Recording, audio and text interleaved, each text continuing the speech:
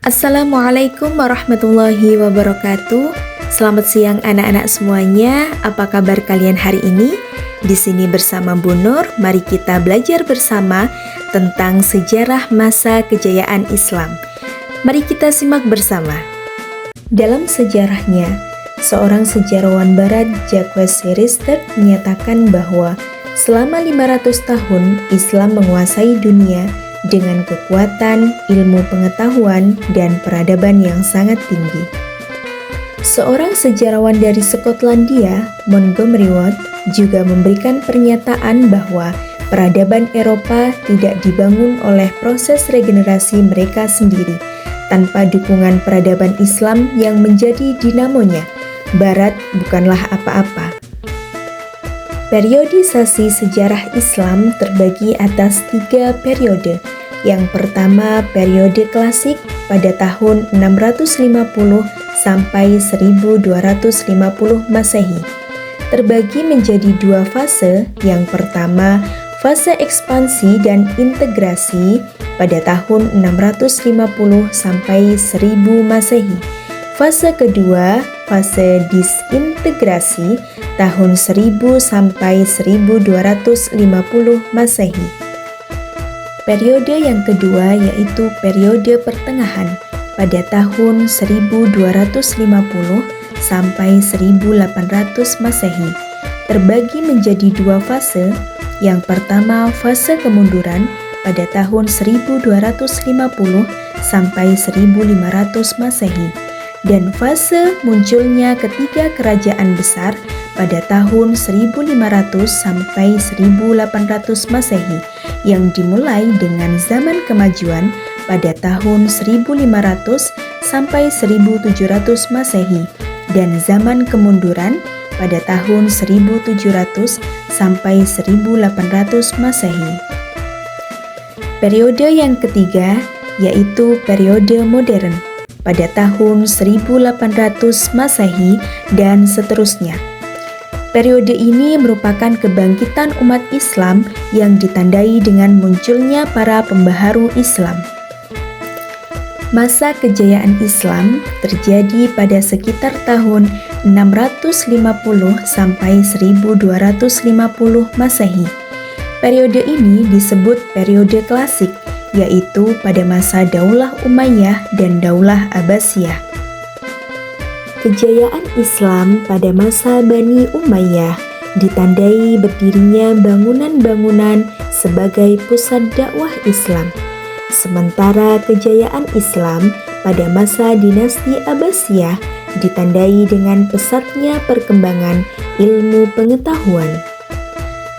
Pada masa kejayaan Islam, tentu terdapat faktor-faktor yang mempengaruhinya, yakni faktor internal dan faktor eksternal. Faktor internal meliputi yang pertama, konsistensi dan istiqomah umat Islam kepada ajaran Islam. Yang kedua, ajaran Islam yang mendorong umatnya untuk maju. Yang ketiga, Islam sebagai rahmat seluruh alam. Dan yang keempat, Islam sebagai agama dakwah sekaligus keseimbangan dalam menggapai kehidupan duniawi dan ukhrawi. Kemudian faktor eksternal, terjadinya asimilasi antara bangsa Arab dan bangsa-bangsa lain yang lebih dahulu mengalami perkembangan dalam ilmu pengetahuan. Yang kedua, gerakan terjemahan pada masa periode klasik. Usaha penerjemahan kitab-kitab asing dilakukan dengan sangat giat. Kemudian, terdapat beberapa tokoh-tokoh Muslim yang berpengaruh pada masa kejayaan Islam. Yang pertama, Ibnu Rushd pada tahun 520 sampai 595 Hijriah. Nama lengkap beliau adalah Abu Al-Walid Muhammad Ibnu Rushd. Lahir di Cordova atau Spanyol pada tahun 520 Hijriah dan wafat di Marekesi atau Maroko pada tahun 595 Hijriah. Beliau menguasai ilmu fikih, ilmu kalam, sastra Arab, matematika, fisika, astronomi, kedokteran, dan filsafat. Yang kedua adalah Al-Ghazali pada tahun 450 sampai 505 Hijriah. Nama lengkap beliau adalah Abu Hamid Al-Ghazali, lahir di desa Ghazalah dekat Tus, Iran Utara pada tahun 450 Hijriah. Beliau wafat pada tahun 505 Hijriah di Tus, Iran Utara. Di antara bukunya yang terkenal yaitu Ihya Ulumuddin yang membahas tentang ilmu akidah, ibadah, akhlak, dan tasawuf berdasarkan Al-Quran dan hadis. Yang ketiga adalah Al-Kindi pada tahun 805 sampai 873 Masehi. Nama lengkap beliau yaitu Yakub bin Ishaq Al-Kindi. Lahir di Kufah pada tahun 805 Masehi dan wafat di Baghdad pada tahun 873 Masehi. Al-Kindi termasuk cendekiawan muslim yang produktif. Hasil karyanya di bidang-bidang filsafat, logika, astronomi, kedokteran, ilmu jiwa, politik, musik, dan matematika. Yang keempat adalah Al-Farabi pada tahun 872 sampai 950 Masehi. Nama lengkap beliau yaitu Abu Nasr Muhammad Ibnu Tarkan Ibnu Uzlak Al-Farabi. Beliau lahir di Farabi, Transokania pada tahun 872 Masehi dan wafat di Damsyik pada tahun 950 Masehi. Beliau keturunan Turki. Al-Farabi menekuni berbagai bidang ilmu pengetahuan antara lain logika, musik, kemiliteran, metafisika, ilmu alam, teologi, dan astronomi. Yang kelima adalah Ibnu Sina pada tahun 980 sampai 1037 Masehi.